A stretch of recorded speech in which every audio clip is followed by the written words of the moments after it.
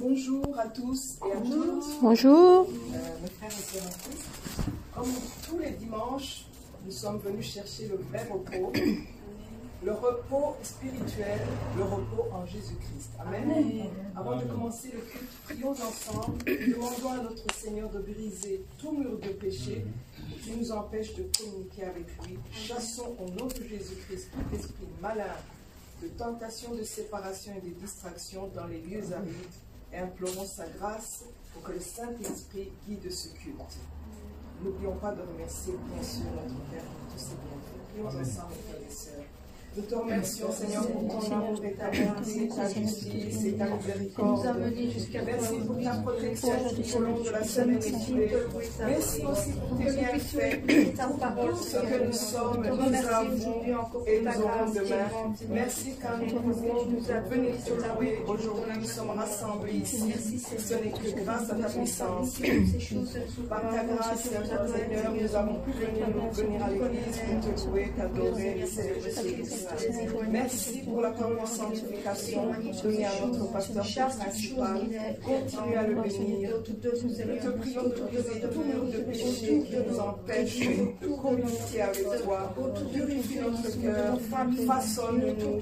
Nous voulons changer, délivre-nous du mal et suivre le droit chemin. Ta parole nous dit, nous confessons notre péché, il est fidèle et juste pour les punir, les pardonner et nous purifier de tout Tout ce lien vient à toi, Seigneur. Au nom de Jésus-Christ, nous chassons tout esprit malin, de tentation, de séparation, de distraction dans les lieux arides. Protège, Seigneur, tes enfants, par tes anges archanges de tout mal. Et par ta grâce, verse le feu du Saint-Esprit sur ton Église, permet que le Saint-Esprit prenne entièrement le contrôle de nos vies, que ce soit dans nos pensées, nos paroles, et nos actions. Merci Seigneur, nous remettons le culte entre tes saintes mains. Fais grâce, nous voulons que ce culte soit entièrement guidé par le Saint-Esprit. Brise toute pensée charnelle, afin que nous recevions ta parole avec un cœur humble.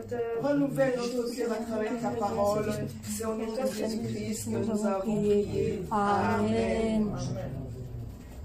Dieu est esprit, il faut que ceux qui l'adorent l'adorent en esprit en vérité. Avant de commencer le culte, nous invitons Diacre Fabrice qui va conduire la louange avec la chorale Shalom et nous allons louer et adorer notre Seigneur.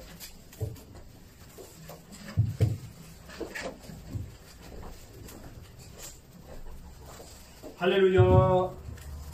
Bonjour à tous et à toutes, frères et sœurs, tous ceux qui sont présents dans la pièce et ceux qui sont reliés avec nous en esprit de connexion Internet, où que vous soyez, que le Seigneur vous apporte sa grâce et sa bénédiction aujourd'hui. Alléluia. Nous sommes encore plus très heureux parce que depuis lundi dernier, toutes les associations de culte peuvent se réunir jusqu'à 100 personnes au maximum, avec bien sûr les associations sociales. Donc nous sommes heureux de revoir, de retrouver nos bien-aimés ici, voilà, qui bien sûr nous ont manqué, qui peuvent assister avec nous en physique dans la pièce. Alléluia. Le chant que nous allons prendre est l'histoire de notre vie sans Christ.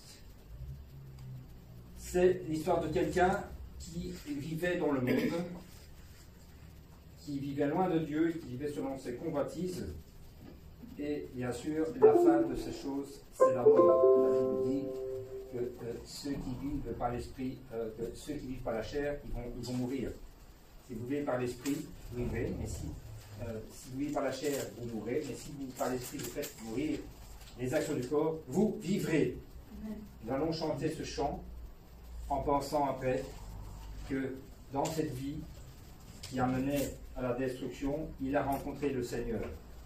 Ça a tout changé, C'était mon histoire, c'est ici ma vie, c'est la vie de beaucoup d'entre nous. Bien sûr, on ne va pas donner notre témoignage maintenant, ce n'est pas le moment. Mais quand Christ illumine la vie de quelqu'un, les choses sont tout à fait différentes. Et il y a une séparation nette entre votre vie passée, et ceux qui vivaient avec vous, mais dans cette même vie de perdition, et vous-même, qui appartenez à la lumière. Mon destin était seulement la mort, sans obéir à la parole de vie. Je ne pouvais pas voir la lumière dans les ténèbres de mon péché. Le Seigneur m'a donné sa main, à moi qui étais bien insensé, et il ne m'a jamais abandonné, pour que je me tienne à son amour, sans savoir que les ténèbres étaient péchés. J'aimais l'obscurité de ce monde. Je suivais la convoitise des yeux et les désirs de la chair. Au milieu de toute ma folie, j'ai vu la lumière de la vie. Les pleurs du Saint-Esprit m'ont permis d'écouter. Il ne m'a jamais laissé tomber. De nouveau, je veux me mettre debout. Je vais prendre le chemin du Seigneur. Maintenant, je peux le faire avec l'aide du Saint-Esprit. Tout péché, je vais le laisser. Je prends le chemin de justice, jusqu'à ce que je sois juste par parole. Je ne peux pas regarder en arrière. Moi j'avoue, avec mes larmes aux yeux, ne jamais oublier l'amour du Seigneur et sa grâce. Je ne veux non plus oublier l'infinie patience du Père et le grand amour du Seigneur. Moi j'avoue, avec mes larmes aux yeux, de jamais oublier l'amour du Seigneur et sa grâce. Je ne veux pas non plus oublier l'infinie patience du Père et le grand amour du Seigneur. Acclamons notre Dieu, Alléluia. C'est aussi chrétienne, bien sûr, nous avons toujours besoin d'être renouvelés dans notre esprit par la parole de Dieu, par la prière, par la louange aussi, mais avant tout par le Saint-Esprit. Le Saint-Esprit est celui qui nous donne la force de vaincre le monde avec notre foi. Il est celui, l'énergisateur, il est celui qui nous dynamise et qui nous aide à remporter les victoires. Nous allons vraiment chanter et de tout notre cœur pour l'acclamer et surtout pour l'inviter encore plus puissamment dans notre vie et dans notre culte. Comme une prière, chantons ce chant qui dit « Viens Saint-Esprit, viens par ton vent ». Viens Saint-Esprit,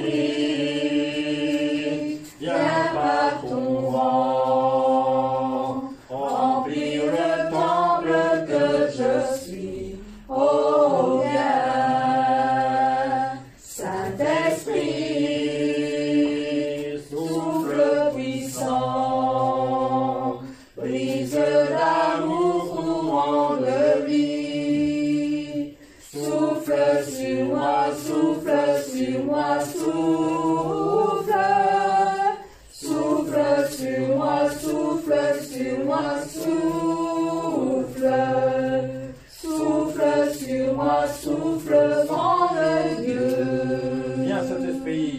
Viens,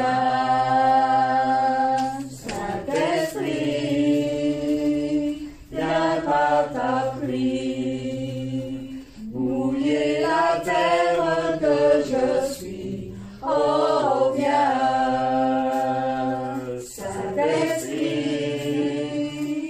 souffle puissant, souffle d'amour, fleuve de vie, coule sur moi, coule sur moi, coule, coule sur moi, coule sur moi, coule, coule sur moi, coule, pluie de Dieu.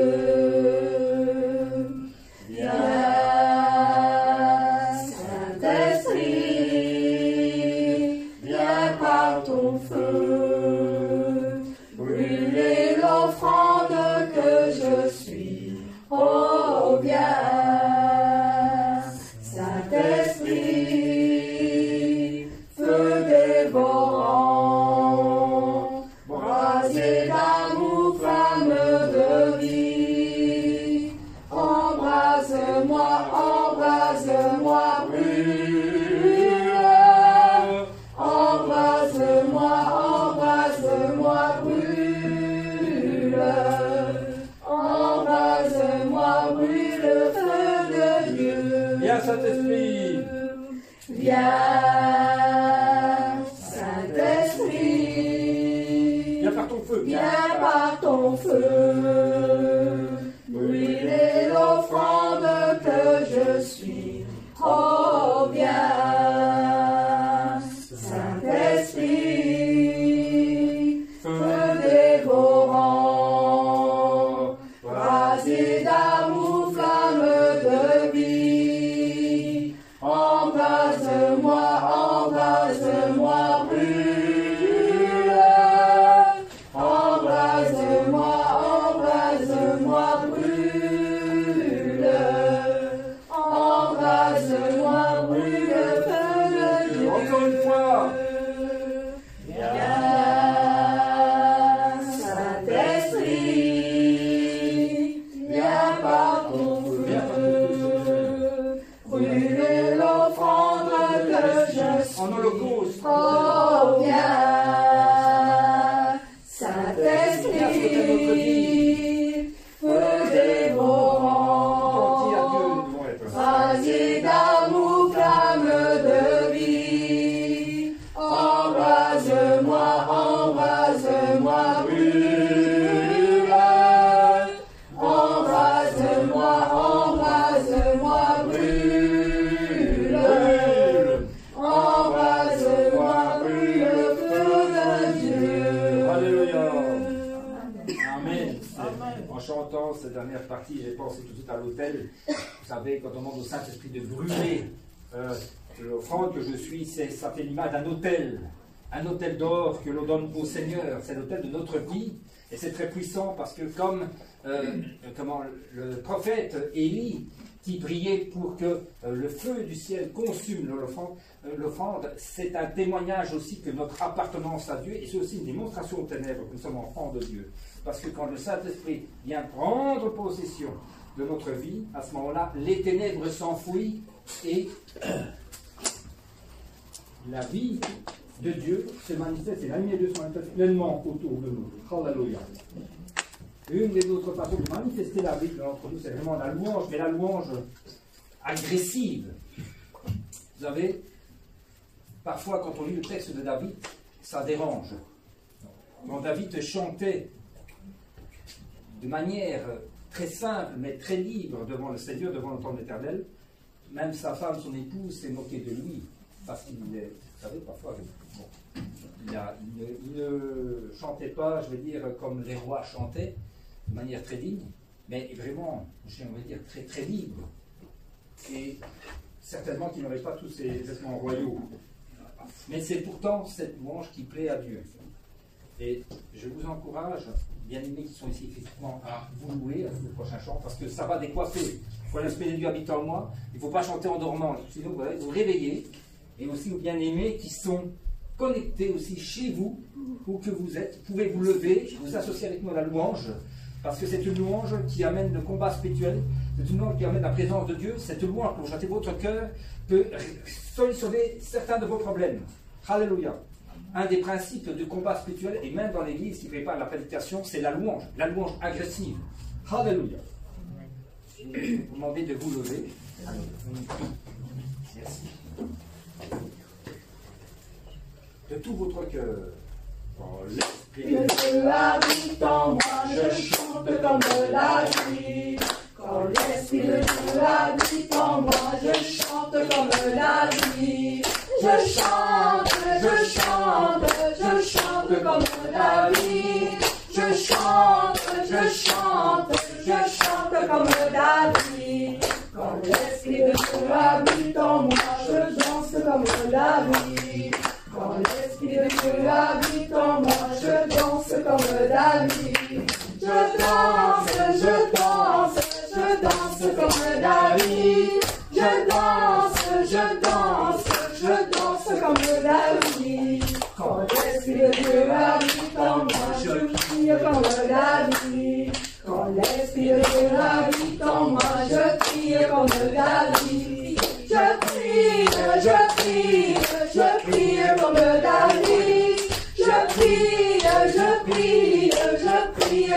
la vie. Quand l'Esprit de Dieu habite en moi, je loue comme la vie. Quand l'Esprit de Dieu habite en moi, je loue comme la vie. Je loue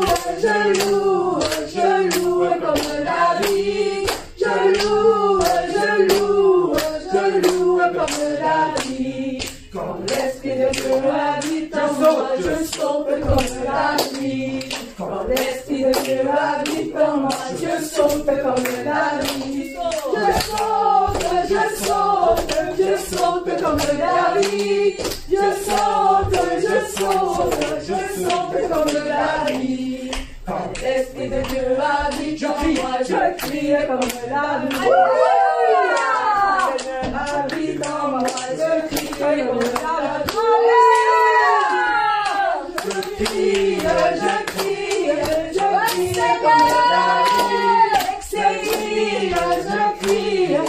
crie comme la vie. Quand l'Esprit de Dieu habite en moi, j'acclame comme la vie. Habite en moi, j'acclame comme la vie. J'acclame comme la vie. J'acclame comme la vie. Quand l'Esprit de Dieu habite en moi, j'adore comme la vie. Quand l'Esprit de Dieu habite en moi, j'adore comme la vie. J'adore comme la vie. J'adore comme la vie. Quand l'Esprit de Dieu habite en moi, j'adore comme la vie. Quand l'Esprit de Dieu habite en moi, j'adore comme la vie. J'adore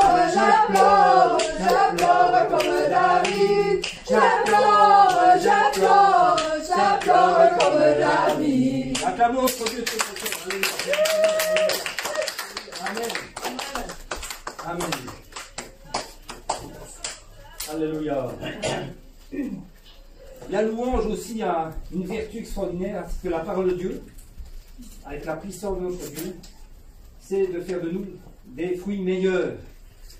Vous savez, nous ne pouvons pas voir avec nos yeux physiques comment Dieu voit notre cœur, mais il nous voit comme de précieuses pierres précieuses, avec un éclat et une gloire différentes. Nous avons un éclat très brillant, parce qu'ils ont une vie de sainteté très pure. Ils ont la puissance de Dieu en eux. Certains, c'est un peu plus terne, mais cet éclat est amené à devenir encore plus brillant, joyeux avec le temps. Alléluia. Comme des fruits qui maturent sur l'arbre, nous sommes appelés à devenir encore plus brillants que nous sommes. Notre gloire va de plus en plus se développer au fur et à mesure que nous nous sanctifions avec la puissance de Dieu par la prière envers le Saint-Esprit au nom de Jésus-Christ. Nous sommes les beaux fruits brillants comme les pierres précieuses, la peur des larmes et de l'amour du liberté, grâce à l'amour du Père envers nous, nous sommes devenus les fruits de son amour. Nous avons changé, nous avons changé, nous avons changé aussi comme les beaux fruits. C'est la preuve des larmes et l'amour du Père. Son amour est sans fin. Sur les beaux fruits brillants comme pierre précieuse, la preuve des larmes et de l'amour du berger. Grâce à l'amour du Père envers nous, nous sommes devenus les fruits de son amour. Nous avons changé, nous avons changé, nous avons changé aussi comme les beaux fruits. C'est la preuve des larmes et de l'amour du Père. Son amour est sans fin. Nous avons changé. Nous avons changé. Nous avons changé. Nous avons changé aussi comme les beaux fruits. C'est la preuve des larmes et l'amour du Père. Son amour est sans fin. Alléluia. Amen. Amen. Je vois que le temps en passe, donc nous allons déjà passer au numéro 26, parce que ça passe. À toi la gloire. Alléluia. Ô ressuscité, à ton victoire pour l'éternité, le culte célèbre évidemment la résurrection de notre Seigneur. Notre raison de vivre pour notre Dieu, c'est que nous aurons part aussi à sa résurrection, nous avons part aussi chaque jour à sa mort à la croix. Il est mort comme à la croix, mais nous devons mourir à nous-mêmes chaque jour, afin que la vie de Christ soit pleinement manifestée en nous. Et cette apothéose, c'est bien sûr lorsque nous verrons le Seigneur. Il revient bientôt, la plupart d'entre nous le verront, physiquement vivants, parce qu'ils nous seront enlevés. D'autres, malheureusement, devront passer par la mort physique pour avoir part à la résurrection éternelle à la fin des temps. Mais la gloire est là, et nous allons proclamer la gloire de ressuscité. Amen. À toi la gloire, ô ressuscité, à toi la victoire pour l'éternité.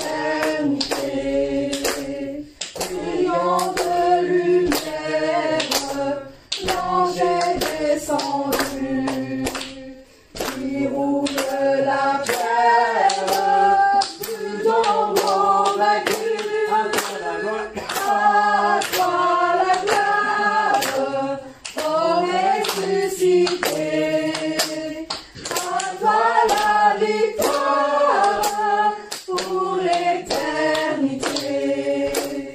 Vois le paraître, c'est lui, c'est Jésus, ton sauveur, ton maître, on ne doute plus. Sois dans l'allégresse, peuple du Seigneur, et redis sans cesse, le Christ est vainqueur. À toi la gloire, ô ressuscité, à toi la victoire pour l'éternité. Qu'un encore, il vit à jamais, celui que j'adore, le prince de paix. Il est ma victoire, mon puissant soutien, ma vie et ma gloire, non je ne crains rien. À toi la gloire, ô ressuscité, à toi la victoire pour l'éternité.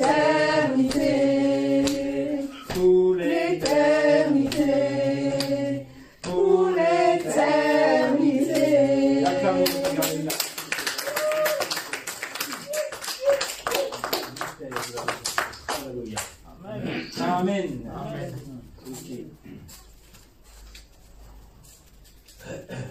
Notre attente, bien sûr, comme je le disais, nous sommes abonnés évidemment à un jour nous tenir dans la présence éternelle de notre Seigneur.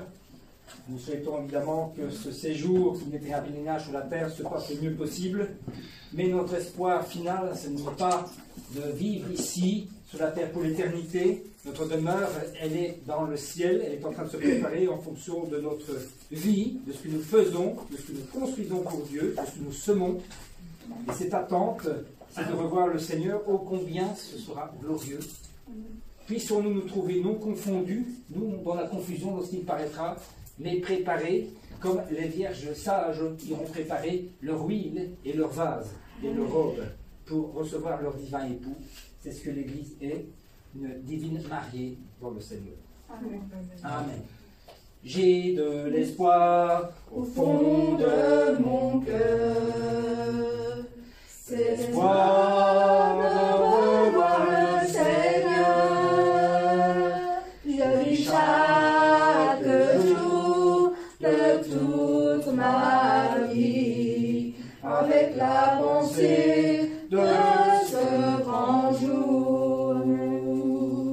J'ai dans mon cœur une attente ardente, l'attente que le Seigneur vient me prendre. Je vis aujourd'hui et comme demain avec la pensée de ce grand jour. Mon attente ne durera pas longtemps et mon espoir il ne changera jamais. Le désir pour le Seigneur qu'on m'a donné est pour moi la raison de vivre. Personne ne peut m'enlever ma joie. Pourtant, le vrai amour, je vis chaque jour de toute ma vie en pensant toujours à mon Seigneur. Mon attente ne durera pas longtemps et mon espoir il ne changera jamais. Le désir pour le Seigneur qu'on m'a donné est pour moi la raison de vivre. Mon attente ne durera pas longtemps et mon espoir il ne changera jamais. Le désir pour le Seigneur qu'on m'a donné est pour moi la raison de vivre. Et pour moi la raison de vivre. Et pour moi la raison de vivre. Amen. Amen. À tous mes à tous mes précieux bien-aimés, Je leur donne ceci, le grand amour du Père et le cœur qui vient de moi. Vous mes précieux et mes bien-aimés, n'oubliez jamais cet amour. Et celui qui a donné cet amour. Son amour nous a sauvés. Son amour nous a sauvés. C'est lui qui est le Père. Il est le Seigneur d'amour. Il est notre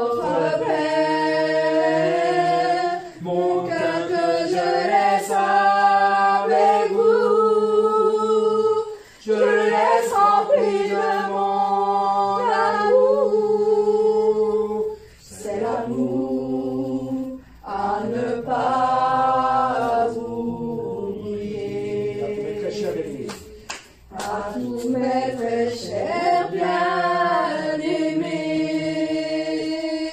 je leur donne ceci, le grand amour du Père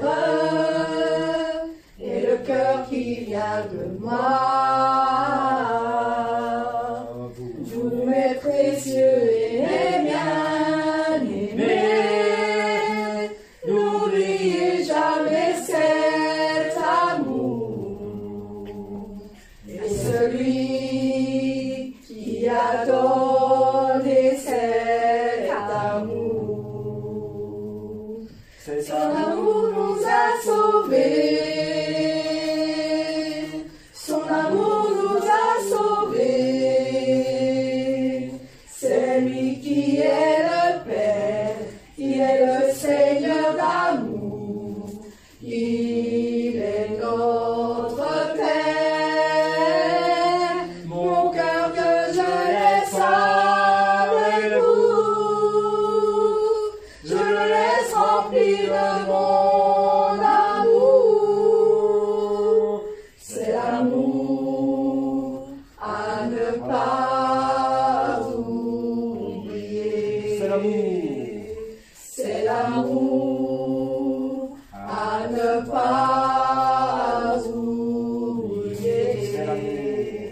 C'est l'amour à ne pas oublier. Amen. Nous allons maintenant nous incliner et prier le Seigneur pour le reste du culte, en repensant cet amour et tout comme il nous bouge dans tous les cultes. Notre Dieu, merci Seigneur de Dieu nous avoir fait partager ta présence avec nous et d'avoir reçu cette louange dans les cieux. Les anges ont apporté l'arôme de notre cœur à travers cette adoration, cette louange devant ton cœur, devant ton trône, pour devoir remplir à nouveau une double onction de ton esprit, tous tes enfants bien-aimés et tous ceux qui écoutent notre Dieu, ce culte. Alléluia. Merci, merci de diriger par le Saint-Esprit. Alléluia, merci de diriger par le Saint-Esprit tout ce qui va être fait par la suite. La modération, la prédication, notre Dieu, l'offrande aussi qui est un sacrifice sur l'autel de Dieu. Notre Dieu, tout ce que nous faisons, notre écoute, notre cœur soit tourné vers toi. Puisses-tu déverser ta grâce et nous rendre meilleurs encore à nouveau par le travail du Saint-Esprit avec le sang de Jésus-Christ, avec la puissance de Jésus. Sois glorifié, c'est notre Dieu, merci. Sois adoré, sois remercié, Père, Fils, Saint-Esprit, au nom de Christ, nous avons prié. Amen.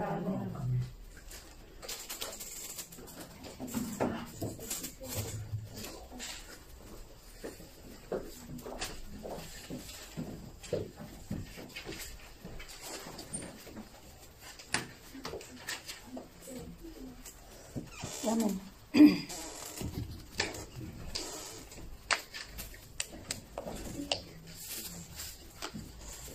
Merci, diacre, pour conducteur de louange et la chorale, pour votre bonne performance. Nous allons commencer le culte par des prières silencieuses. Examinons notre cœur durant la semaine écoulée. Et nous allons, prières silencieuses, allons être accompagnés par la chorale.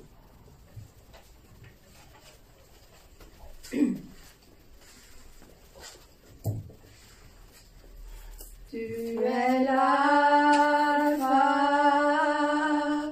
et l'oméga. Nous t'adorons, Seigneur. Tu es digne de louange. Tu es l'alpha et l'oméga.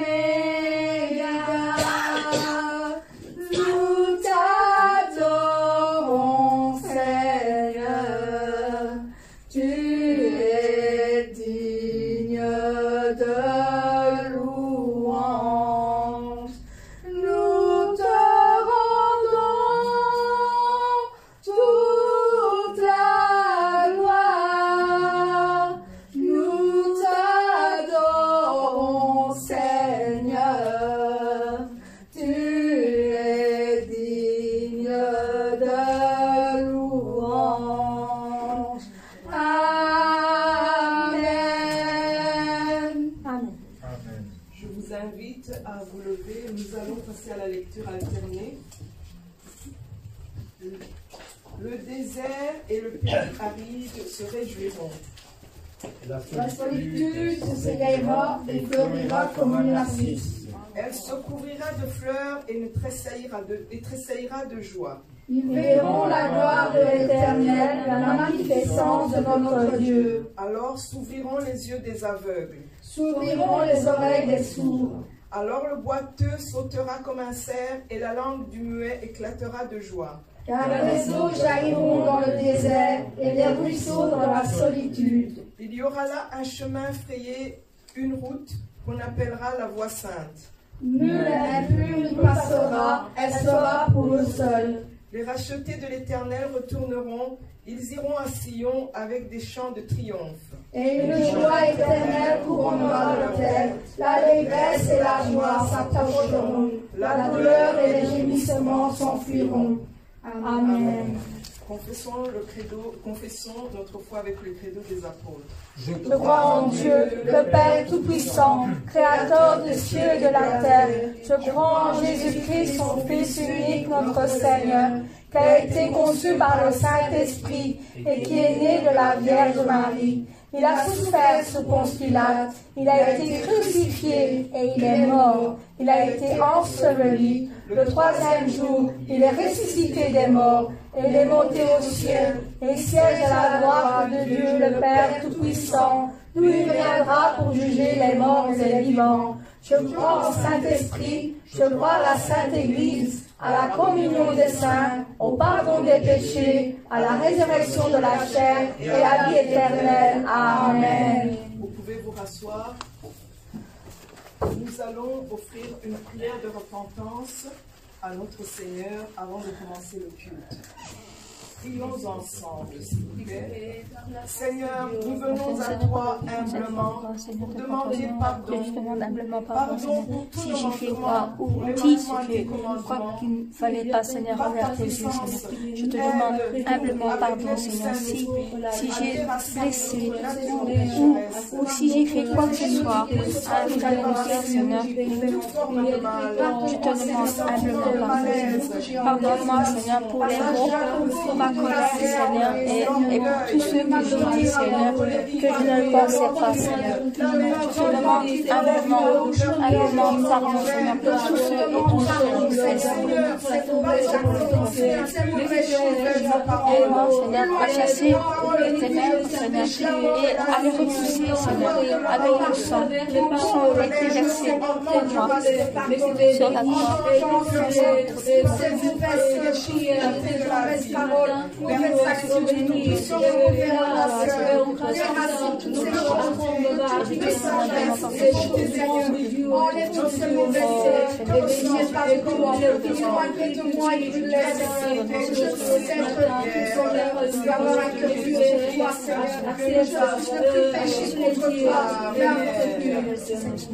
Jésus-Christ, nous avons prié. Amen. Continue avec la prière représentative. Père, nous te louons, nous t'adorons pour ton amour et ta grâce. Amen. Nous te remercions de nous avoir protégés tout le long de la semaine. Amen. Nous te donnons toute la gloire pour les bénédictions et les réponses. Nous te disons merci de pourvoir à nos besoins quotidiens. Notre Dieu, nous te sommes reconnaissants pour la parole de sanctification donnée à travers notre pasteur principal. Bénis-le richement, abondamment. Nous te prions de continuer à bénir notre pasteur et de la fortifier pour qu'elle puisse accomplir la mission que tu lui as confiée. Nous remettons entre tes mains le culte de ce dimanche. Permets que nous puissions te rendre un culte en esprit et en vérité. Par ta grâce, ouvre nos yeux spirituels afin que nous écoutions ta parole avec notre cœur.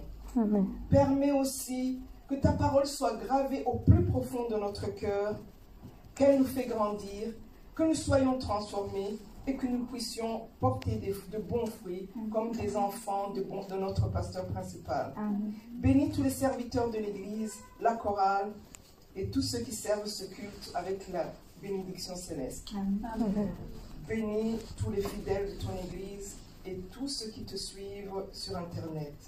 Merci d'avoir exaucé notre prière. C'est au nom de Jésus-Christ que nous avons prié. Amen. Nous allons continuer le passage biblique par le passage biblique de ce dimanche qui se trouve dans Romains 8, versets 12 à 16. Ainsi donc, frères, nous ne sommes point redevables à la chair, pour vivre selon la chair. Si vous vivez selon la chair, vous mourrez. Mais si par l'esprit vous faites mourir les actions du corps, vous vivrez. Car tous ceux qui sont conduits par l'Esprit de Dieu sont fils de Dieu. Et vous n'avez point reçu un esprit de servitude pour être encore dans la crainte, mais vous avez reçu un esprit d'adoption par lequel nous crions Abba Père. L'Esprit lui-même rend témoignage à notre Seigneur que nous sommes enfants de Dieu. Amen. Amen. Nous allons écouter à présent la parole qui sera donnée par notre pasteur principal. Et la prédication porte sur le message « La voix et la direction du Saint-Esprit », la 12e session. Amen.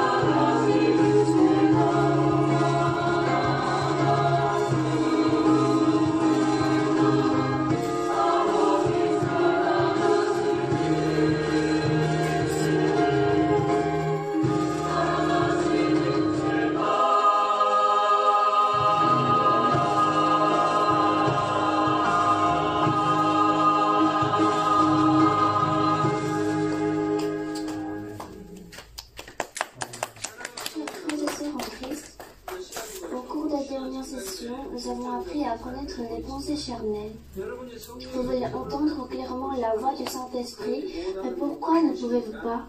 C'est parce que nous suivons les pensées charnelles et les désirs de la chair au lieu de suivre la voix du Saint-Esprit.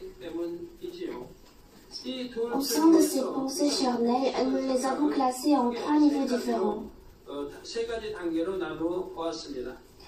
Parmi les 3 niveaux, je parle plus en détail des pensées charnelles qui découlent de l'attitude moralisatrice et des cadres. Je le fais parce qu'il est difficile de trouver par soi-même les pensées charnelles à ce niveau. Mais pour entendre clairement la voix du Saint-Esprit, nous devons les découvrir et les démolir. La façon de les démolir est de découvrir le mal caché dans notre conscience et notre nature et de le jeter.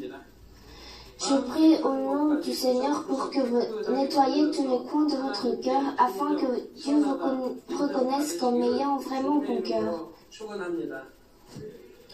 Chers frères et sœurs en Christ, parmi les pensées charnelles issues de l'attitude moralisatrice et des cadres de vie, il y a des pensées charnelles qui proviennent des cadres de vie de la personnalité. Il y a aussi des pensées charnelles qui passent momentanément à cause de minuscules contre-vérités en nous. Vous dites que vous avez jeté tous les contre-vérités, mais parce qu'il en reste encore un peu, cela vous fait avoir des pensées charnelles de temps en temps. Il y a les pensées charnelles qui sont cachées par un bon environnement et c'est qui découlent d'une déficience du corps.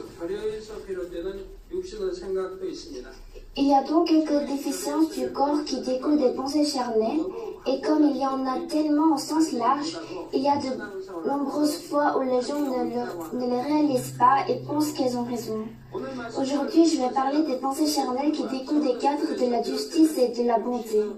Les cadres de la justice et de la bonté se forment lorsque vous interprétez la parole de la vérité à votre manière et que vous considérez certaines choses comme justes et bonnes et que vous consolidez ces idées.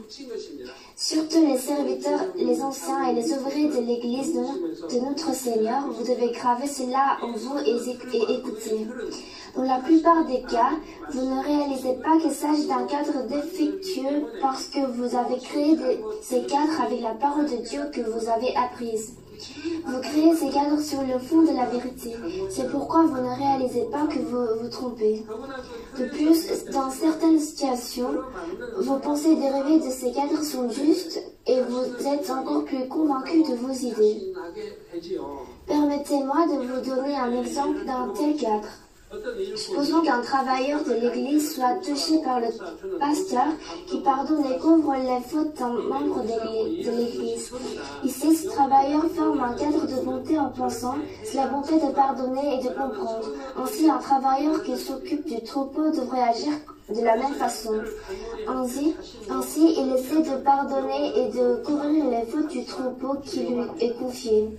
Le problème est qu'il agit de la même manière, même dans des situations où il ne doit pas se contenter de continuer à pardonner. Si une personne se trouve dans une situation où elle ne peut pas recevoir le salut si elle ne se repent pas complètement, serait-il bon que vous continuiez à lui pardonner? Dans ce genre de situation, il est vraiment bon de guider cette personne vers la repentance.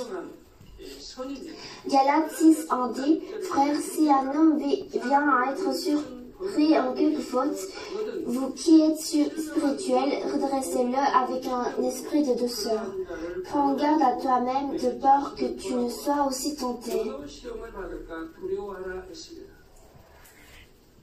Lorsqu'un frère dans la foi commet un péché, c'est la bonté et l'amour qui le conduisent à se repentir et à se détourner. Bien sûr, nous devons le faire sans aucun sentiment personnel, mais seulement avec le cœur tendre. De plus, même s'ils sont en mesure de corriger les pécheurs, ceux qui sont sages se retourneront en même temps sur eux-mêmes. Mais certaines personnes ont de l'autosatisfaction lorsqu'elles voient d'autres dirigeants qui donnent des conseils à ceux qui ont péché. Dans leur propre autosatisfaction, ils pensent, n'est-ce pas l'amour de couvrir les fautes? Je pense que ce leader manque d'amour. De plus, certaines personnes aident d'autres qui ont des difficultés financières dues à leur péché. Bien sûr, il peut parfois être bénéfique de sauver cette âme en lui apportant une aide financière. D'autre part, ce faisant, nous pouvons empêcher cette personne de se détourner de ses péchés en l'aidant financièrement. Donner de l'aide financière n'est pas la bonne façon d'aider les autres et en outre, grâce à un tel soutien, vous pourriez également subir une perte. Par exemple, disons que le diacre A est très fidèle. Il est fidèle et son mari est en bonne santé, mais il est oisif. Il ne travaille même pas. Alors cette famille a du mal financièrement. De plus, le mari boit et fume, mais je m'aime.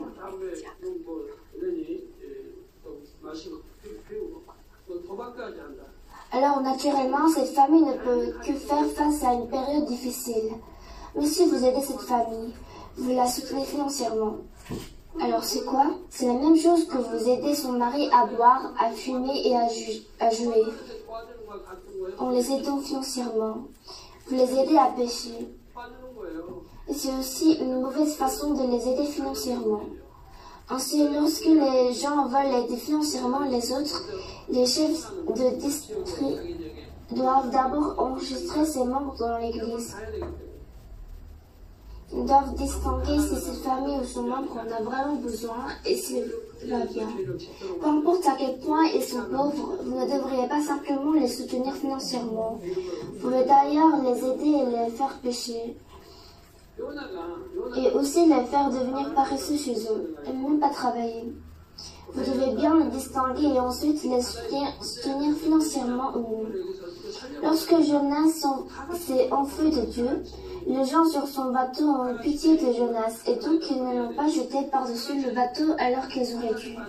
Ils ont eu pitié de lui et ils ont essayé de toutes les manières possibles de le sauver. Ils souffrent donc tous de difficultés, tout ensemble. Ils auraient dû jeter toutes choses sur le bateau, mais n'ont-ils pas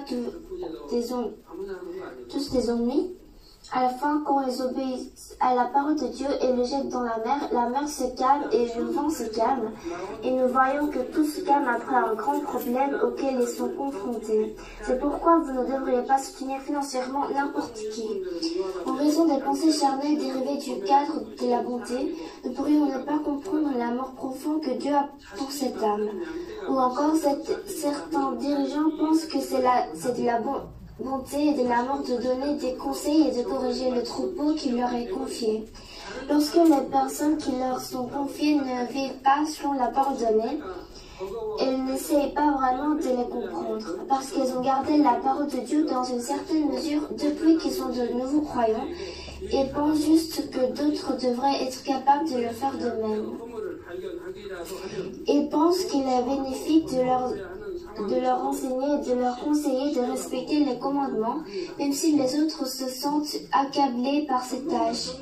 Ainsi, s'ils découvrent une quelconque iniquité au sein du troupeau, ils la signalent immédiatement et donnent des conseils, même s'ils doivent pardonner et la couvrir. Cela signifie qu'ils essaient spirituellement de donner des aliments solides à ceux qui doivent encore boire et du lait. Piégés par leur cadre de pensée, ils ne comprennent pas le cœur de l'autre ni les situations. De même, l'attitude moralisatrice et les cadres qui sont établis dans les limites de ses propres pensées ne sont pas conformes à la volonté de Dieu. Néanmoins, elles continuent d'insister sur leurs opinions en pensant « c'est de la bonté et c'est bien ». Bien sûr, je ne dis pas que la vérité peut changer à chaque instant. La vérité ne change jamais. Mais l'application réelle de la vérité peut se faire sous différentes formes, tout comme la même eau peut changer de forme en fonction du récipient. La vérité elle-même ne changera pas, mais selon la situation, elle pourrait changer comme ça.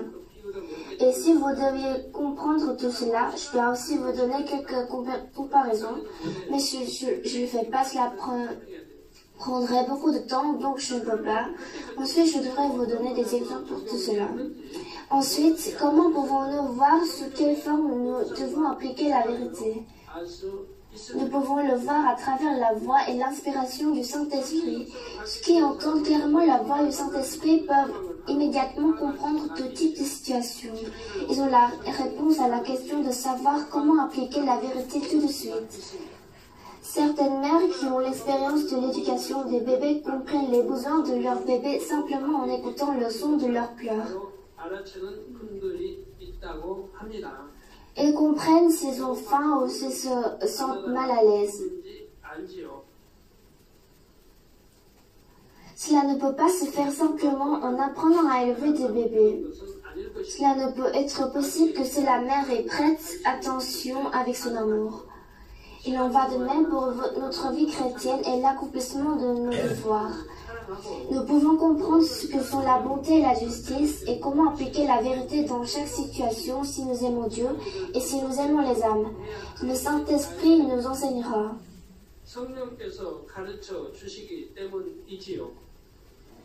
Chers frères et sœurs en Christ, pour démolir ces pensées charnelles issues du cadre de l'autosatisfaction, nous devons constamment essayer de nous réaliser. Nous devons nous débarrasser non seulement du mal dans notre conscience, mais aussi du mal dans notre nature. En Hébreux 10, 22, nous trouvons « Approchons-nous avec un cœur sincère, dans la plénitude de la foi, les cœurs purifiés d'une mauvaise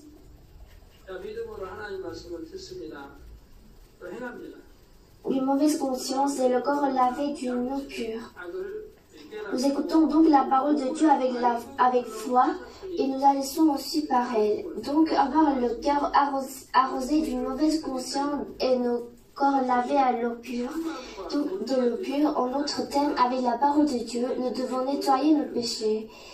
Approchons-nous avec un cœur sincère en pleine assurance de foi. En nous appuyant sur le précieux sang du Seigneur, nous avons ainsi lavé nos péchés avec notre eau. Comme nous l'avons maintenant, nous en sommes venus à avoir la vraie foi. En d'autres termes, nous avons la foi sans mensonge, un cœur qui ne change pas, un cœur qui n'a pas de mal, un cœur de bonté et un cœur sanctifié. Il est donc dit d'aller de l'avant avec Dieu avec ce cœur sincère en pleine assurance de foi. Lorsque nous avons ce cœur sincère, nous pouvons avoir cette foi parfaite. Vous dites au berger, veuillez prier pour moi afin que je puisse atteindre une certaine foi. Pourquoi demandez-vous des prières pour recevoir la foi? Si vous avez juste un vrai cœur, alors Dieu viendra pour vous donner la foi. Selon combien vous êtes allé dans la sanctification, Dieu vous donnera autant de foi spirituelle. Peu importe combien de temps vous avez vécu votre vie dans la foi, et même si vous êtes un ancien ou un pasteur, peu importe combien de temps cela a duré, si vous ne cultivez pas votre cœur, vous ne viendrez pas avoir la foi spirituelle. Dieu ne vous le donnera pas. Et puis, disons que vous avez un cancer ensuite, vous finissez par aller à l'hôpital pour recevoir un traitement. Puisque vous êtes en jeu au début, vous recevez la prière avec foi et quand les choses ne marchent pas après avoir reçu la prière une ou deux fois, ils vont à l'hôpital. Ils ne peuvent même pas montrer leur foi. Ils n'ont pas le cœur de montrer leur foi depuis le début. Ils essaient de recevoir la prière et quand les choses ne marchent pas, ils disent qu'ils iront à l'hôpital. Alors, quelle foi est-elle? La foi n'est pas quelque chose comme ça. La foi est quelque chose de sévère qui ne se balance pas d'avant en arrière. Et puis, quand vous croyez une foi, comme la foi qui se dresse sur le rocher, il ne devrait pas trembler. Ce n'est pas une chose qui change selon la situation, les circonstances ou l'argent. Il y a certaines formes de contre-vérité dans notre cœur qui sont faciles à distinguer alors qu'il y en a d'autres qui sont difficiles à reconnaître. Il est difficile de réaliser le mal dans notre conscience ou dans notre nature.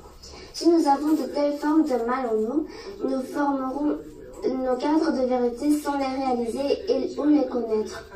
Même si nous ne voulons pas avoir de pensées charnelles, elles découleront de ces cadres de vérité inappropriés. En conséquence, nous pouvons même aller à l'encontre de la voix du Saint-Esprit. Par conséquent, nous devons certainement nous débarrasser du mal dans notre conscience et notre nature.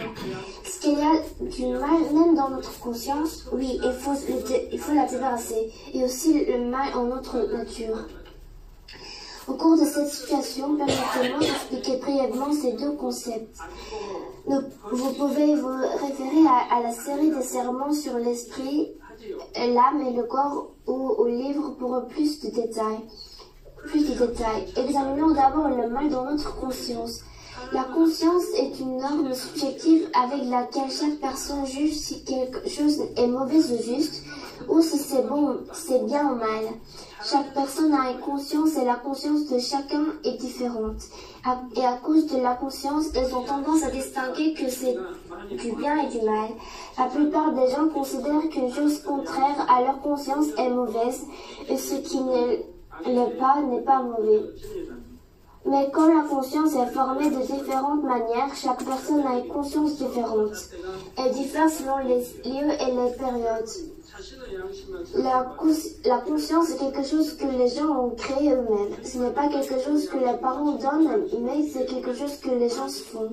Cette conscience contient aussi beaucoup de contre-vérités.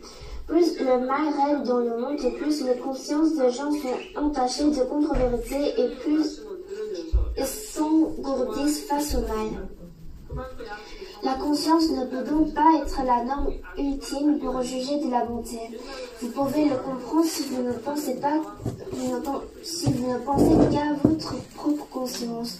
Vous vous rendrez probablement compte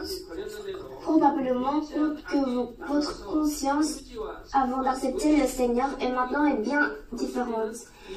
Vous ressentez quelque chose de mal à présent, alors que vous ne pouviez pas ressentir cela auparavant. C'est parce que votre conscience a été purifiée quand vous avez écouté la parole de la vérité. Plus votre conscience devient pure, les choses que vous pensez être bonnes, vous vous rendez compte que tout était mauvais. Et les choses que vous avez jugées avec le mal, vous allez maintenant vous rendre compte qu'elles étaient de bonté. Même si vous rejetez le mal de votre conscience dans une large mesure, il se peut qu'il vous reste encore un petit mal et que vous fassiez quelque chose contre la voix du Saint-Esprit. Vous avez fait quelque chose en pensant que c'était bien, mais dans certains cas, de tels actes ne sont pas bien aux yeux de Dieu. Nous devons donc fouiller dans tous les coins de notre cœur pour trouver le moindre mal en nous. Je vous ai dit comment le trouver correctement autrefois. Savez-vous bien la façon de le trouver simplement? Si vous voulez même trouver les plus petites choses, alors écoutez attentivement le sermon sur les 9 fruits du Saint-Esprit, sans aucune pensée oiseuse. Écoutez-la clairement et attentivement. Alors comment? Ne l'écoutez pas par grâce, mais écoutez-le pour vous découvrir, pour réfléchir et se découvrir. En vous plaçant comme la norme, écoutez la parole, et aussi pour se réaliser. Aussi sur l'amour des conférences et sur l'amour spirituel, les bénédictions sur les béatitudes, les 8 bénédictions et aussi les 4 niveaux de bonté, les 7 esprits et de telles choses. Il y en a plus, mais en écoutant de telles choses, essayez de réfléchir sur vous-même. Ensuite, toutes les paroles que vous écouterez seront pleines de grâce. Tout sera plein de grâce. Si vous ne pouvez pas réaliser quelque chose, cela signifie que vous vivez par la parole.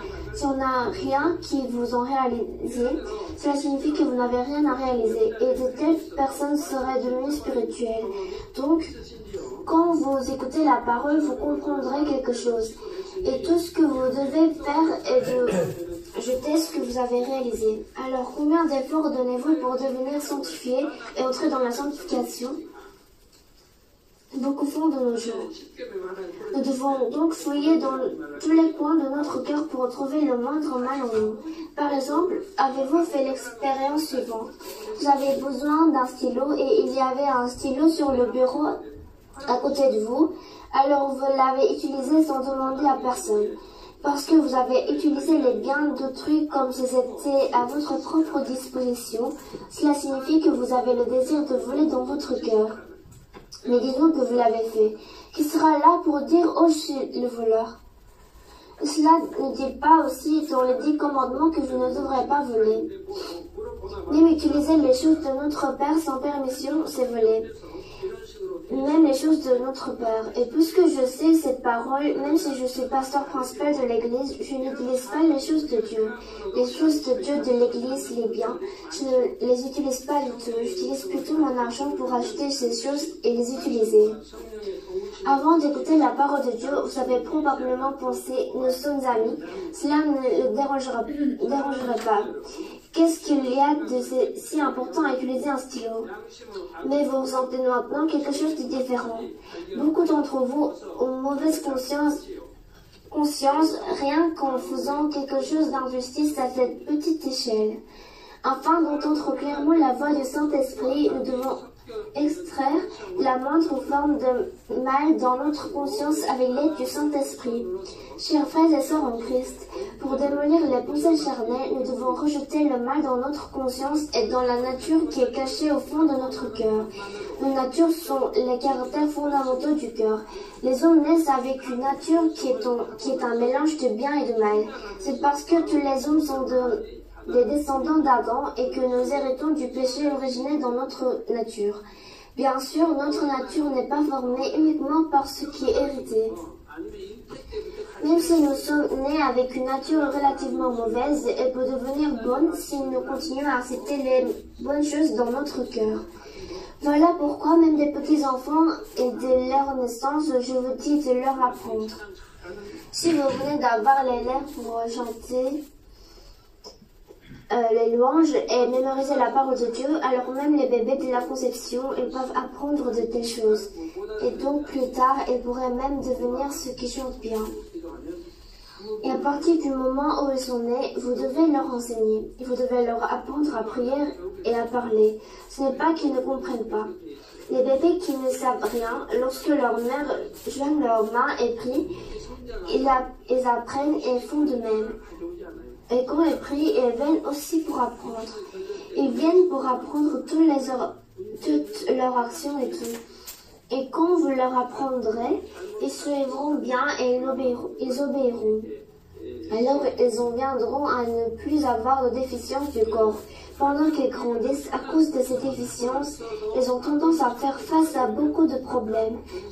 Parce qu'ils ont mal appris, les parents leur enseignent incorrectement et même les manières tout. Cependant, même si nous sommes nés avec une nature relativement bonne, elle peut devenir mauvaise si nous continuons à accepter des choses mauvaises dans notre cœur. Et le mal dans notre nature est placé dans un endroit qui est encore plus profond que notre conscience. Donc c'est plus difficile de réaliser. Notre nature peut être comparée aux caractéristiques du sol. Si vous enlevez les mauvaises herbes et les roches et que vous plantez les cultures, vous ne pouvez pas vraiment dire si le sol est bon ou pas simplement en le regardant. De même, si vous supprimez les contre-vérités évidentes et que vous retirez le mal de votre conscience, vous ne pouvez pas vraiment voir les formes de mal qui peuvent rester en vous. Et ils ne sont pas faciles à révéler.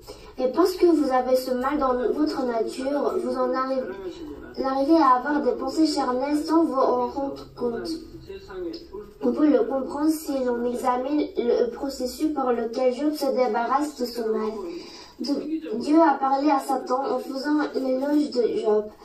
Il a déclaré que Job était irréprochable et droit, et qu'il fuyait le mal et qu'il n'y avait personne comme lui. Tout comme Dieu l'avait dit, je n'avais rien fait contre la volonté de Dieu dans ses actes. Mais même Job avait des pensées charnelles.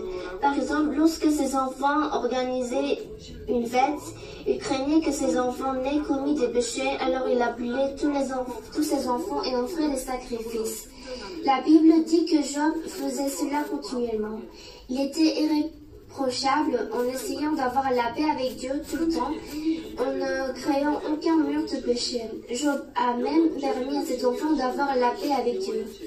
Mais si l'on considère l'autre facette de ses actes, on peut voir sa peur de Dieu. Il avait peur que Dieu punisse les pécheurs. La Bible dit que l'amour chasse la peur. Le fait que Job eut peur d'être puni signifie qu'il n'a pas cultivé l'amour parfait dans son cœur. Je n'ai jamais eu peur de perdre Dieu depuis le nouveau croyant. Cela signifie que j'ai une attitude imprudente envers Dieu. J'honore et respecte Dieu plus que quiconque. Je ne touche même rien à ce qui est du Père Dieu. J'en ai déjà parlé, mais je n'ai jamais utilisé le téléphone dans l'église pour un usage personnel et même une enveloppe. Mais est-ce que je fais ça parce que je crains Dieu? Plus que quiconque, j'aime le Père Dieu. Je n'ai pas peur de lui. Il n'y a rien à craindre de lui. Je l'aime seulement. Pourquoi? Parce que je vis selon la parole de Dieu, donc il n'y a rien à craindre. De plus, je n'ai que de l'amour. J'aime notre Père et je crois 100% que le Père Dieu m'aime aussi. C'est pourquoi j'ai confiance en toutes choses. Où que j'aille, peu importe combien le diable ennemi et Satan travaillent à sa manière, il n'y a rien à craindre. Pourquoi? Depuis que le Père Tout-Puissant, Dieu, me protège et puisque je crois que les anges célestes me protègent tous à 100%, je n'ai aucune crainte où que j'aille. De plus, Job avait des malentendus sur Dieu. Dieu a accepté les accusations de Satan contre Job et plusieurs procès sont venus sur Job. Job a perdu tous ses enfants et ses biens et finalement il a été frappé par des furoncles douloureuses sur tout le corps. Quand sa femme a vu cela, elle a dit « Tenez-vous toujours à votre intégrité. Maudissez Dieu et mourrez. » Job était censé avoir été consolé par sa femme, mais au lieu de cela, il a été méprisé par elle. Mais il n'a pas commis de péché avec son. Mais en entendant ces paroles, on comprend qu'il avait des malentendus sur Dieu. Il avait des malentendus, mais de véritables malentendus graves. Job 2,10 dit « Nous recevons de Dieu le bien, et nous ne recevrions pas aussi le mal. » En outre terme, puisqu'il comprend mal, il a peur de Dieu. Dieu lui a donné une bénédiction et il le croit. Mais il pense également qu'à un moment donné, il sera confronté à des catastrophes. Alors, comment aurait-il peur? Cela est-il conforme à la vérité? Non. Proverbe 10, 22 dit, c'est la bénédiction de l'Éternel qui enrichit.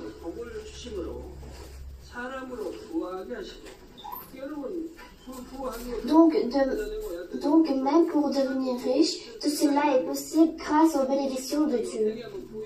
Dans le Deutéronome 28, ne dit pas comment devenir riche. Nos anciens, nos missions pour Rome, même à part d'être un homme, il est enregistré dans la Bible ici et là comment devenir riche. Vous pouvez recevoir des bénédictions quand vous entrez et quand vous sortez, et même si vous pouvez prêter, vous n'emprunterez pas. Vous pouvez recevoir les bénédictions pour être au top. Tout est enregistré dans la Bible, comment devenir riche et comment recevoir des bénédictions.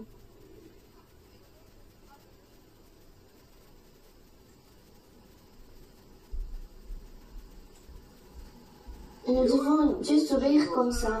C'est la bénédiction de l'Éternel qui enrichit et il ne la fait suivre d'aucun chagrin. Si vous dites que Dieu nous donne des bénédictions et aussi de la douleur, de l'angoisse, alors nous ne pouvons pas dire que ce sont des bénédictions. Pourquoi? Si vous êtes angoissé, vous ne pourrez pas être heureux. Peu importe à quel point vous êtes riche, si vous êtes plein de soucis et des préoccupations, vous ne pouvez pas être heureux. Il vaut mieux être pauvre et ne pas être plein de soucis et de préoccupations, mais je ne dis pas d'être pauvre. Comme il serait formidable de vivre sans soucis ni inquiétude tout en étant riche en même temps. Si vous êtes riche et n'avez pas de soucis ou de préoccupations, c'est une bénédiction. Je ne dis pas être pauvre et ne pas avoir de soucis ou de préoccupations. Quelle bénédiction est de devenir riche et de vivre sans soucis ni inquiétude comme moi.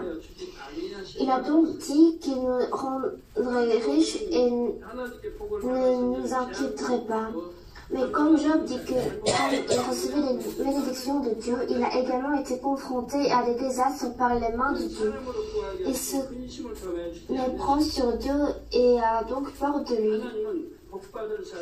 Dieu donne des bénédictions à ceux qui méritent de les recevoir, mais il n'envoie pas de catastrophes et de calamités. Dieu donne des bénédictions à ceux qui méritent de les recevoir, mais il n'envoie pas de catastrophes et de calamités. Il ne donne que des bonnes choses à ses enfants. Si vous aimez Dieu, la peur disparaîtra. Pourquoi? Parce que quand vous vivez selon la parole, il n'y a aucune raison de crainte. C'est le Dieu qui donne que des bonnes choses, mais quand vous ne vivez pas selon la parole de Dieu, vous avez peur, et quand vous commettez de péché, vous cachez, n'est-ce pas? Il n'y a aucune raison d'avoir peur. Bien sûr que vous ne devrez pas dire « Ah, je t'ai hébergé en commettant plein de péchés et en n'ayant pas peur ». Dieu ne donne que des bénédictions, ceux qui seront bénis, mais il n'ajoute pas les désastres. Il ne donne que des bonnes choses à ses enfants. Il a donné que des bonnes choses depuis que j'étais nouveau croyant. C'est comme écrit dans la Bible. Dieu travaille selon la foi et je n'ai jamais vu des choses qui ne réalisent pas selon la parole de Dieu. Donc je vous enseigne avec assurance.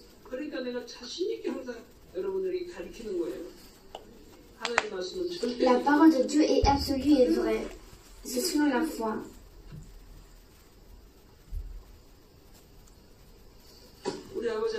Notre Père Dieu donne que des bonnes choses à ses enfants. Mais comment est-ce possible que les enfants désobéissent aux bonnes volontés et vont vers le chemin de la mort? C'est l'ennemi diable et Satan qui apportent les désastres. Les calamités qui sont tombées sur Job ont toutes été apportées par Satan. Supposons qu'un travailleur ait les mêmes pensées charnelles que celles de Job et qu'il conseille quelqu'un. Il peut parler de Dieu comme d'un Dieu craintif, ce qui entraîne plusieurs grandes distances entre la personne et Dieu. Alors maintenant, comment pouvons-nous trouver le mal dans votre nature? Dans notre nature, nous pouvons le trouver grâce à des essais. Job a réalisé le mal dans sa nature à travers des sévères épreuves. S'il avait réalisé le mal dans la nature, au lieu de ces épreuves, je l'aurais jeté tout de suite. Il aurait obéi et jeté immédiatement. Mais comme il ne réalisait pas, il ne pouvait pas le jeter, et donc les épreuves sont venues. Comment serait-il bon s'il pouvait jeter sans recevoir des épreuves? Il est venu pour se débarrasser du mal dans sa nature et a fait la vraie paix avec Dieu à travers les épreuves. Mais nous n'avons pas nécessairement besoin de passer par des épreuves aussi dures pour réaliser les maux de notre nature. Nous pouvons les réaliser si nous réfléchissons à fond à travers la parole de Dieu. Hébreux 4:12 dit « Car la parole de Dieu est vivante et efficace, plus tranchante qu'une épée quelconque à deux tranchants, pénétrante jusqu'à partager âme et esprit, jointure et moelle, et juge les sentiments et les pensées du cœur. » De plus, l'évangile de la sainteté que vous écoutez est comme une épée très bien aiguisée.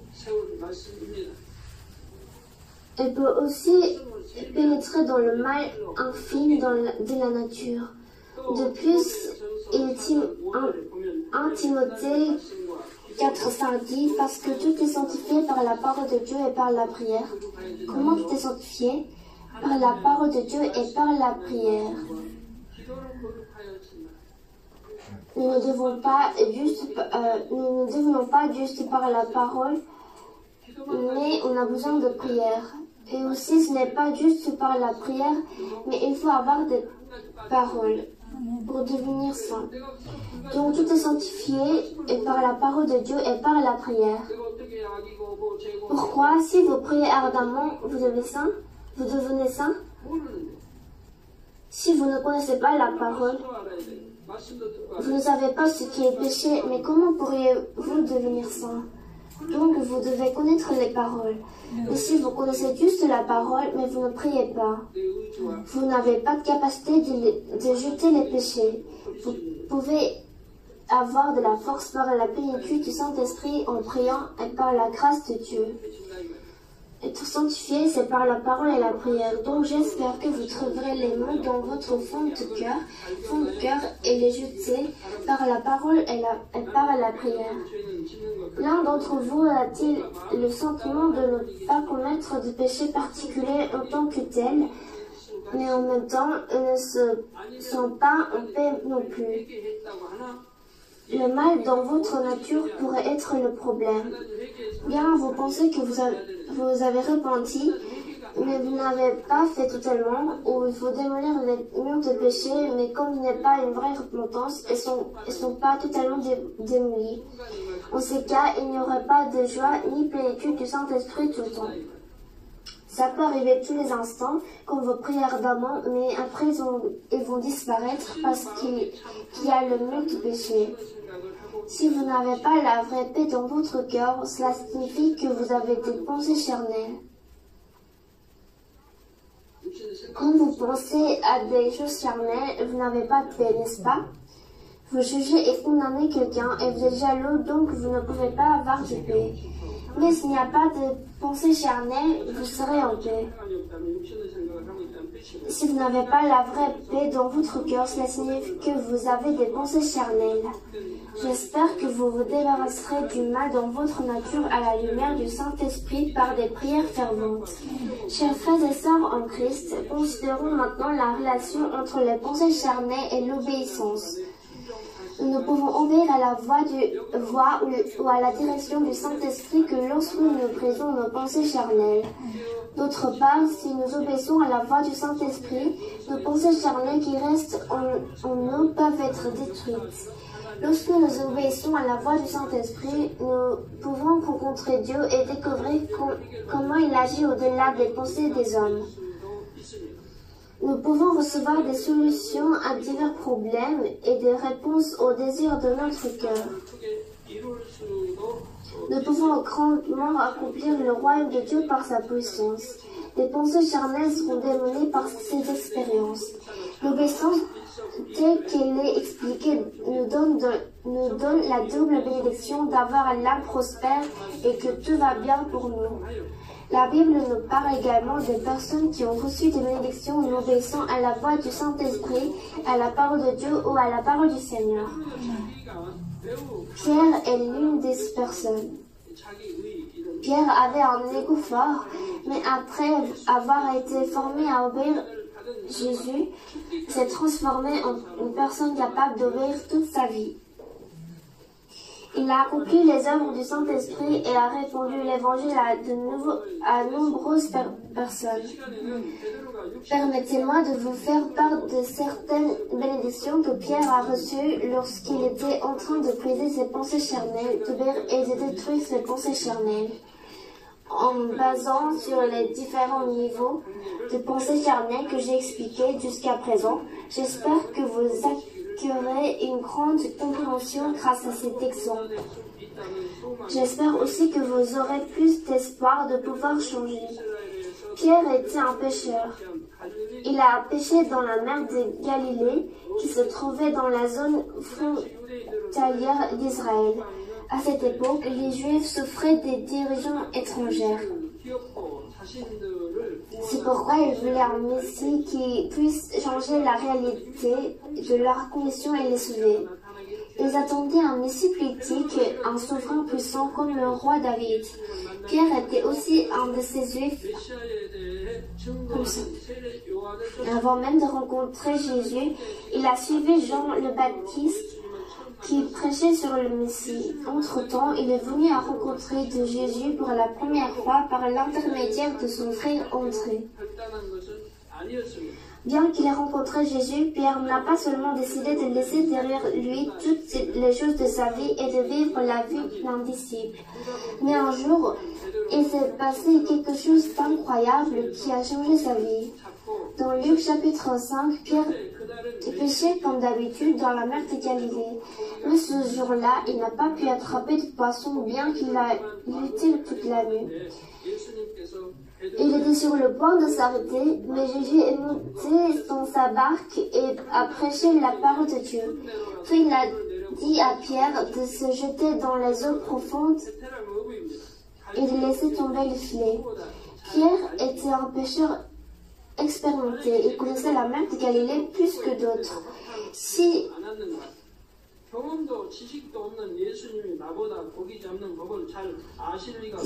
Pierre avait eu des pensées charnelles comme « je travaille toute la nuit, mais seulement en vain », Jésus n'a aucune expérience ou connaissance de la pêche que je possède, alors il n'aurait pas pu obéir à la parole de Jésus. Mais il a simplement oublié ses propres connaissances et expériences et a ouvert la porte de ses pensées. Il a obéi à la parole de Jésus. Puis il a attrapé tellement de poissons que ses filets ont commencé à se rompre. Les deux bateaux qui ramassaient le poisson étaient sur le point de couler. Voyant cela, Pierre s'agenouilla devant Jésus et dit « Éloigne-toi de moi, Seigneur, car je suis un homme pécheur. » Il a finalement ouvert son cœur à Jésus. Il a décidé de devenir son disciple, abandonnant tout.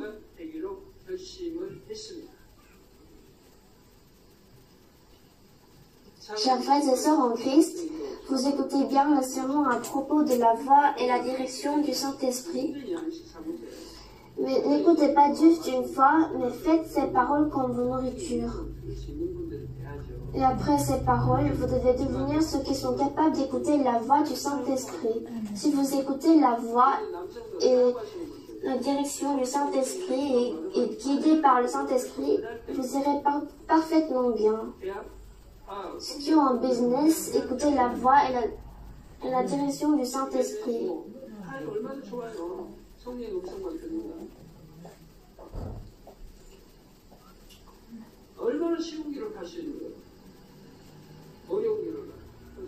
Vous pouvez marcher le chemin facile, mais n'utilisez pas vos pensées. Armés par les paroles et les comprenez spirituellement et cultivés par l'esprit.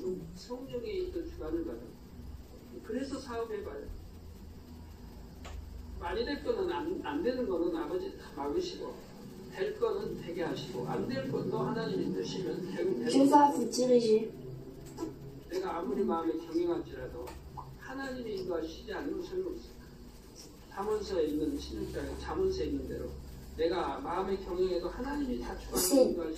C'est Dieu qui doit diriger.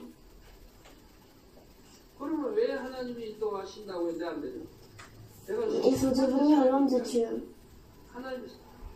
Si vous avez des pensées charnelles et vous les utilisez vous-même,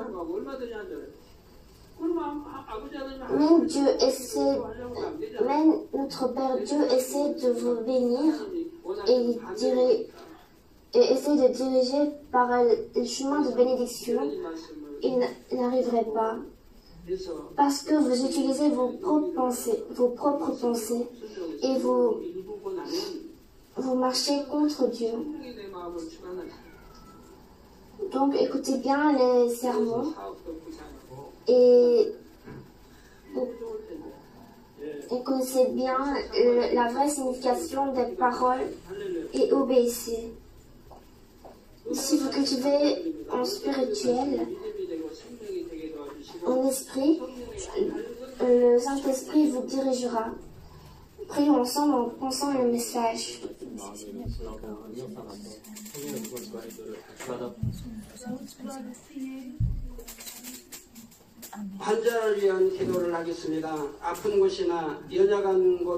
Je vais prier pour les malades.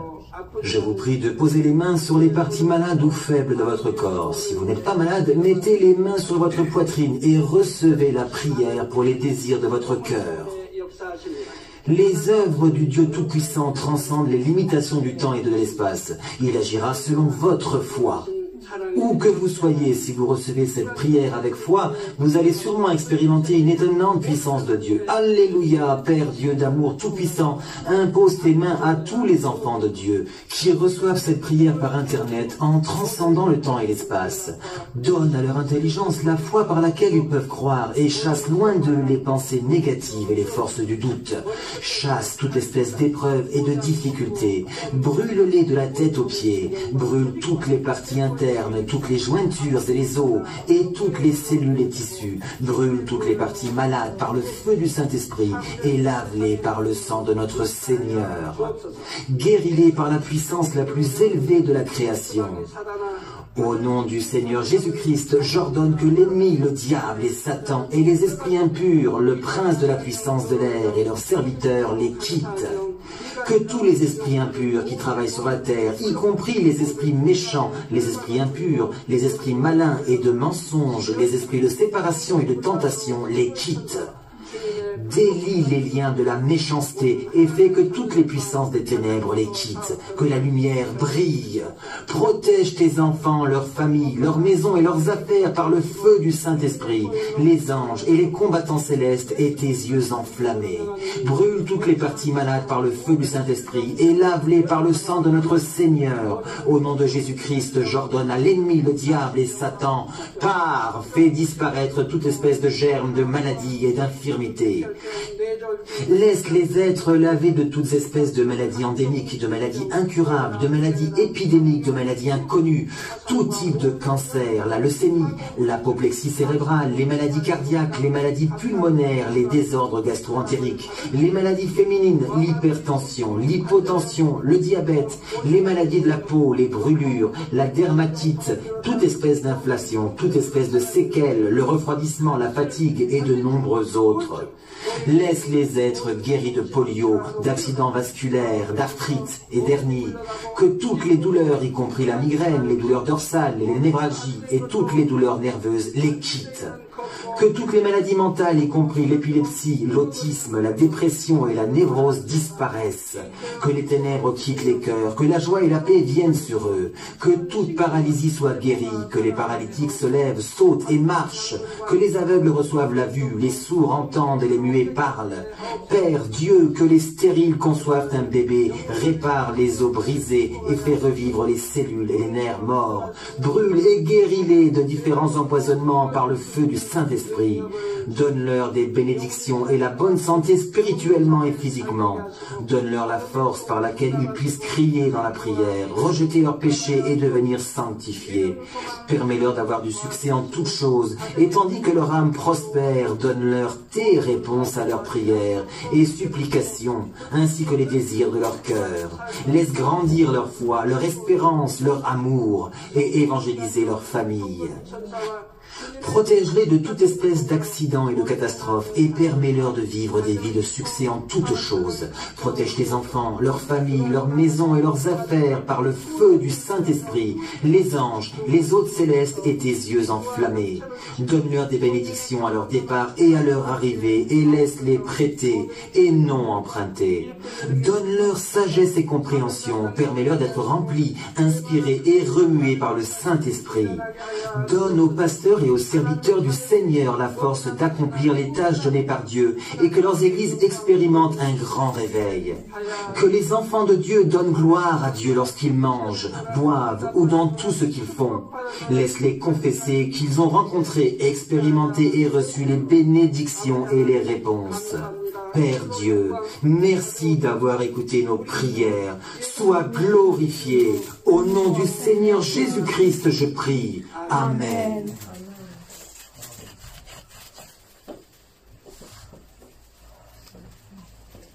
Nous allons à présent offrir nos dîmes et offrandes à notre Seigneur.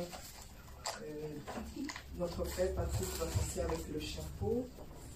J'invite la chorale de nous ouvrir à continuer à louer et à adorer notre Seigneur.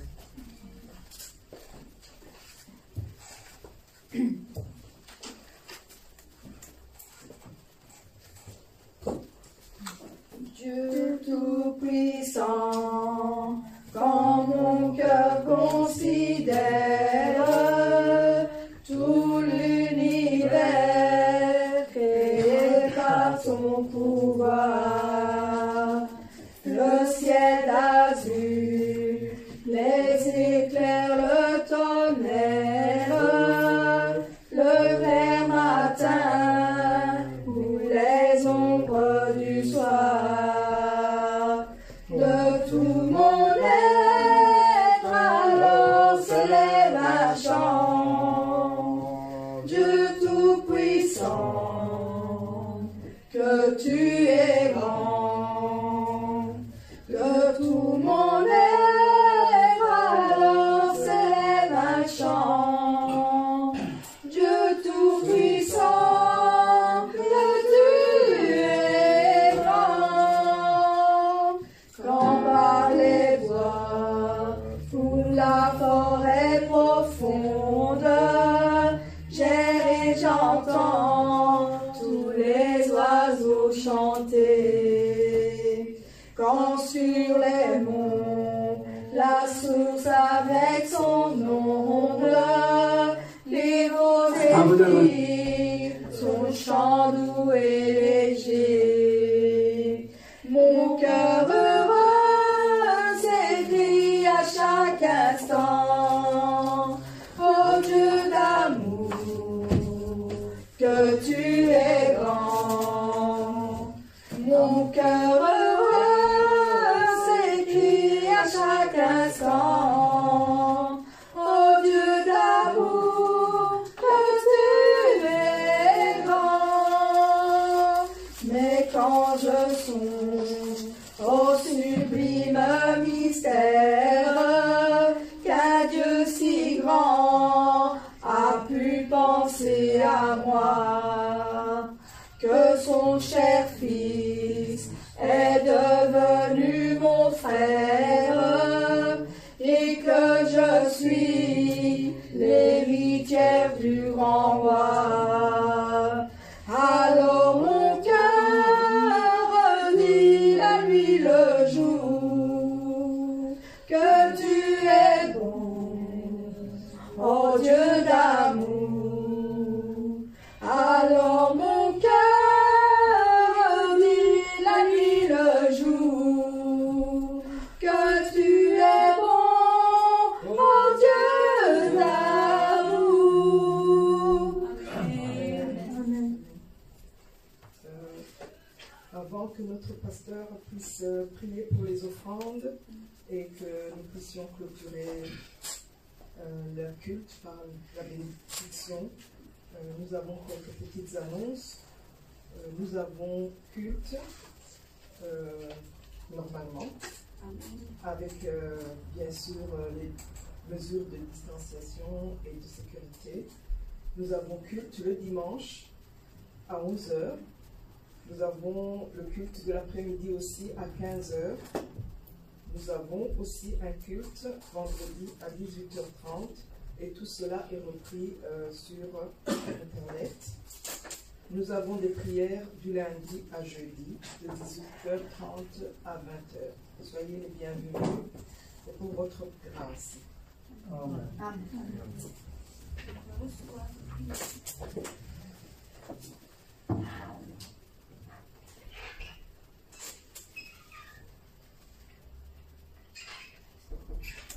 아버지 하나님 11조 드립니다. 여러모로 감사함을 드립니다. 생일 감사함을 구제 찬조 성경금으로 드립니다. 주일헌금으로 드립니다. 몸바쳐 드립니다. 성민을 드립니다.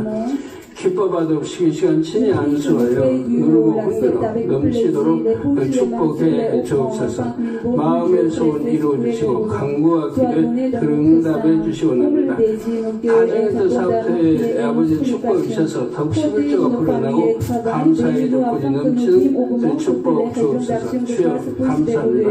아버지여 축복에 주옵소서. 우리 주 예수 그리스도의 이름으로 기도하옵나이다. 아멘.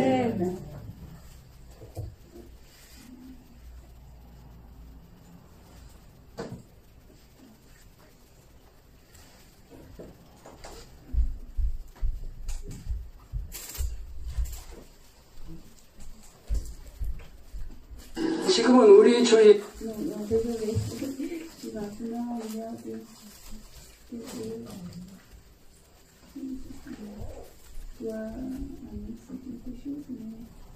Désolé, maintenant il y a des empêchements et les caméras. Oui, c'est que j'ai mal appuyé. Oui. Donc, je voulais dire ça opérateur, ordinateur, enfin, je fais ça. Oui, vous avez écouté bien les paroles. Hein. Amen. Vraiment, ces paroles, c'est magnifique. Hein. J'ai vérifié, c'est vrai. En tant que pasteur, je peux parler, béni, béni, béni. Je peux parler, on peut chanter, à danser, oui, pour avoir les joies et plein de Saint-Esprit. Oui, ça aussi c'est important. Mais vous pouvez vérifier, oui, pour avoir la bénédiction, comment nous devons faire? Juste chanter, ce n'est pas suffisant. Chante, c'est pour, comme j'ai déjà dit, quand vous voulez semer le semence, si vous voulez récolter quelque chose, vous devez semer le semence sur la terre. Amen. Amen. Mais si la terre trop dure, il y a beaucoup de pierres, épines, comme le sol, comme le piéton, est-ce que vous pouvez récolter bien? D'abord, vous devez, oui,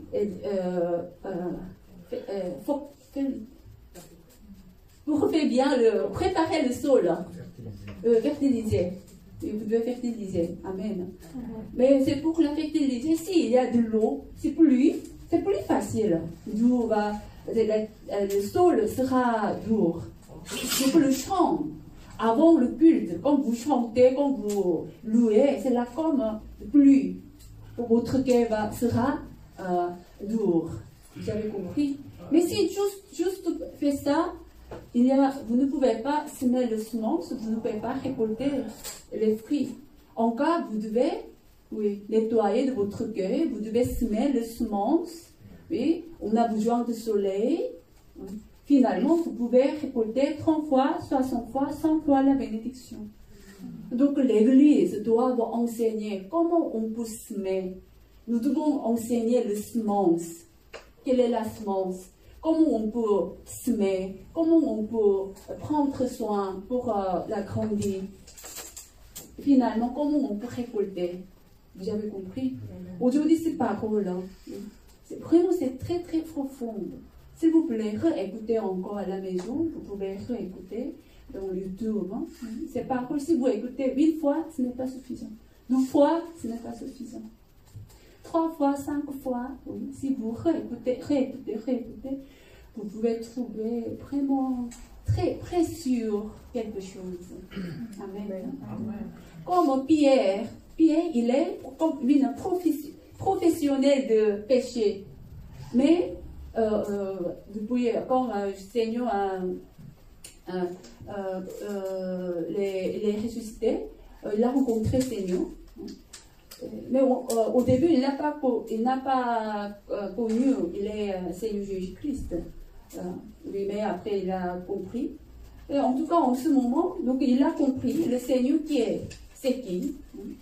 En ce moment, quand le Seigneur a dit, allez dans l'eau, dans le rivière, mettez-le encore plus profonde pour la pêcher. Vous avez compris. D'autres bergers l'ont déjà expliqué.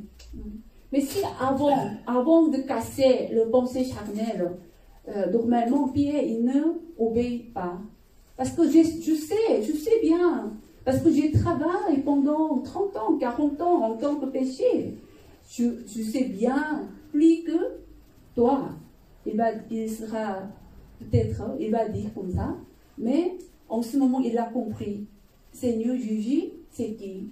Et aussi, il a cassé de pensée charnelle. En cas quand le Seigneur a dit, il a juste obéi. En grâce de ça, il peut récolter beaucoup de fruits. Vous avez compris? Aujourd'hui, notre berger, il a dit aussi les mal de conscience et mal de péché de conscience et péché de nature. Conscience. Tout le monde, vous avez la conscience. Mais toutes les consciences, honnêtement, ce n'est pas la 100% de selon la parole de Dieu. Vous avez compris, aujourd'hui, vous avez écouté. Donc, vous devez aussi vérifier votre conscience. Quelquefois, vous insistez, c'est bien, mais ça aussi, quelquefois, beaucoup de fois, ce n'est pas la juste. Quand vous vérifiez avec la parole de Dieu, avec la justice de Dieu, en cas, nous ne pouvons pas insister notre justice, nous ne pouvons pas insister notre bonté, mais toujours nous devons vérifier avec la parole de Dieu. Mais aussi aujourd'hui, il y a donné un exemple. Quelqu'un est très pauvre, très difficile à cause de quelques situations financières. Comment on doit faire? On doit aider ou bien nous ne pouvons pas aider? Ça dépend de la situation. Vous avez compris? Comme un bébé a pleuré. Si maman ne savait pas bien la bébé, maman ne savait pas bien si, non, pourquoi mon bébé il pleure à cause de il a faim, ou bien il a froid, ou bien il a fait de caca. Tous les cas sont différents. Vous avez compris? Donc quand vous voulez faire quelque chose, si vous faites avec votre pensée, ce n'est pas très correct. Mais si vous écoutez la voix du Saint-Esprit, vraiment vous pouvez marcher bien, vous pouvez être prospéré. Et je vais donner encore une annonce. Notre maison mère en Corée, on a trouvé un grand bâtiment de l'église. On va acheter. On a déjà fait le contrat. On a déjà fait. Oui, amen. Donc, je crois que dans un mois, on va déménager. Et notre aussi. Et si vous voulez, et aussi aujourd'hui, on a acheté de nouveaux micros et ça. Donc, en cas, notre chorale aussi pour utiliser. Mais désolé, on n'est pas encore parfait le système parce que à cause de, je ne sais pas le français, mais c'est anglais, audio interface. Il y a de petits appareils audio interface. En cas, dans le salle, il n'y a pas de problème, mais dans l'internet, il y a du bruit. Désolé, mais je vais chercher la solution possible. Mais en tout cas, l'église aussi, on a maintenant après, dans la sanctuaire, il y a maintenant internet. Donc, vous pouvez aussi voir bien à la maison, il n'y a pas de coupé. Même chose, maison mère, quand on va déménager, on a acheté de grands bâtiments. Donc nous voulons acheter de nouveaux coussins, nous voulons acheter de nouveaux chaises, et nous voulons utiliser de nouveaux écrans. Parce qu'on doit, maintenant vous voyez, c'est très petit, c'est trop petit, mais maintenant le nouveau bâtiment, c'est un grand bâtiment, grand sanctuaire. L'église. Donc, si moi je vais acheter une chaise, oui, je vais acheter un micro. C'est pour le royaume de Dieu, c'est pour la maison de Dieu.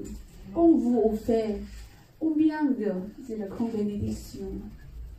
J'ai la confiance, parce que moi aussi, j'étais difficile, j'étais pauvre. Il y a beaucoup de problèmes financiers, mais maintenant non plus.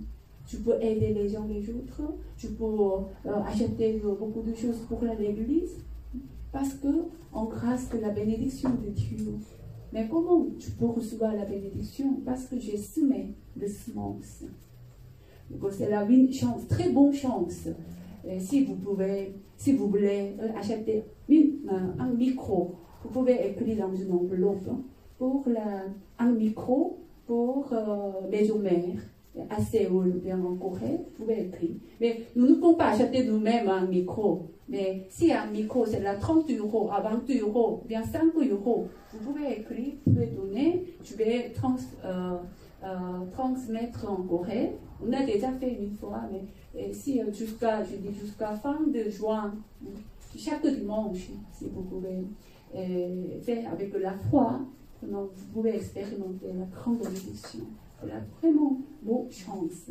Amen. Amen. Et aussi, je vous dis vraiment, je suis si contente. Depuis 3 mois, oui, notre presse, ils sont là.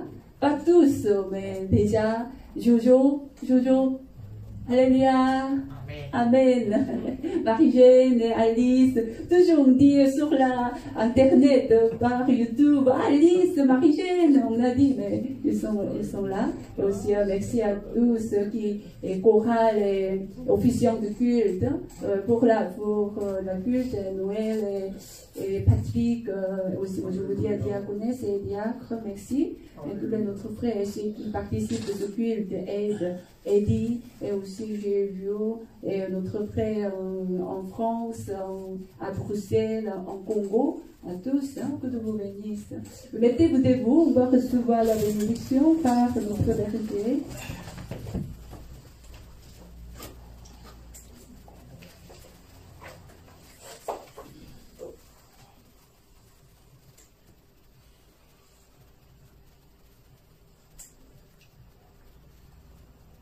지금은 우리 주 예수 그리스도의 은혜와 언제나 우리와 함께 하시는 하나님의 극진하신 사랑하심과 우리에게 예수 그리스도를 알게 하시고 의 가운데로 인도하시는 성령님의 감동과 교통 충만하심이 이 시간에 모인 모든 성도들에게 함께 하시기를 축원하옵나이다.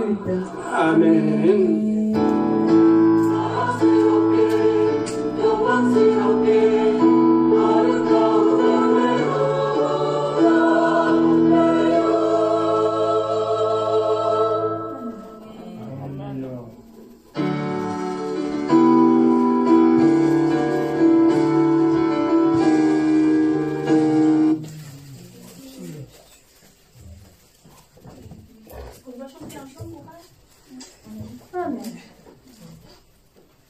Cet endroit est très beau et plein de lumière, l'amour porté dans notre cœur.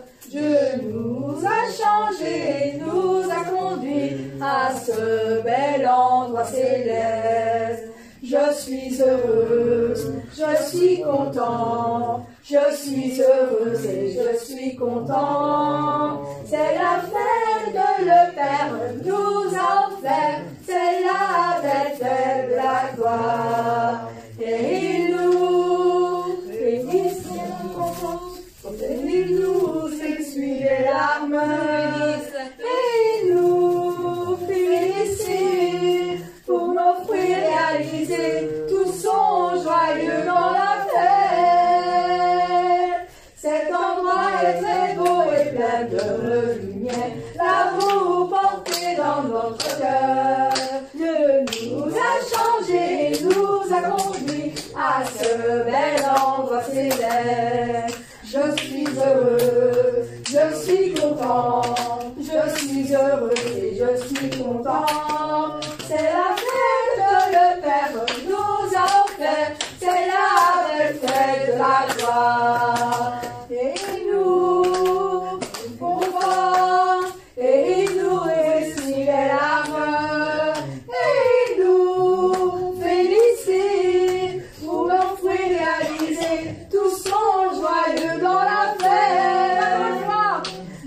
Cet endroit est très beau et plein de lumière, l'amour porté dans notre cœur. Dieu nous a changés, il nous a conduits à ce bel endroit céleste, à ce bel endroit céleste, à ce bel endroit céleste. Amen, amen. Et aussi, j'espère à tous